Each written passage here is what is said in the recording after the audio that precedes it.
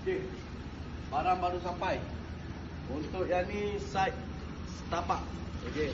Untuk kitchen cabinet menggunakan block box. Okey, ni papan dah angkat Okey, papan dah angkat. Boleh bang? Depan senang sikit tau. Sama juga lah bang, depan belakang. Sama. Okey. Ini untuk yang mana order. Okey. Tadi dah ada deposit RM450. Bayar installment selama 10 bulan. 10 bulan. Okey, let's go ni. Okey, so kita ambil barang daripada terminal. Ini barang dia. Okey, ini barang dia. Kita tengah membawa barang. Okey. Putih dah sampai. Okey, ada lagi. Dari sebelah belakang. Dah putih dah sampai. Cuma color saja belum sampai lagi geng. Color kita tunggu hari Sabtu baru sampai.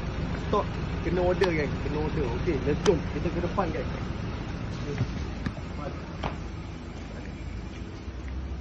Okay.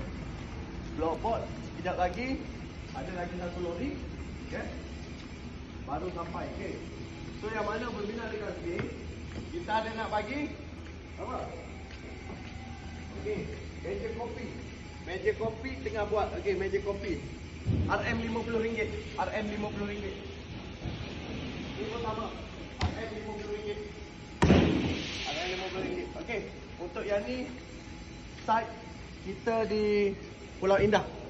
Okey, Abang Nik kita. Okey, Abang Nik ni dah repeat dah. 2 kali repeat. Okey.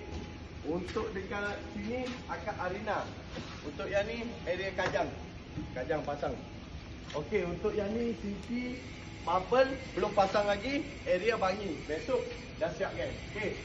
Yang ni yang RM5 ni kita tunggu orang ambil. Nampak tak RM5? Okey, RM5 kita bagi kan. Okey. Yang dua ni tunggu next video komen.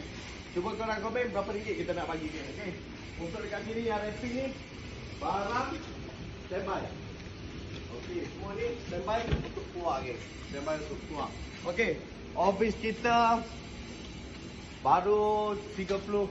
Okey, sebab atas ni kita akan buat balcony. Okey.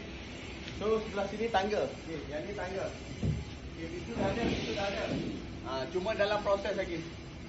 Dalam proses lagi. Belum cuci, belum masuk color lagi geng. Okey.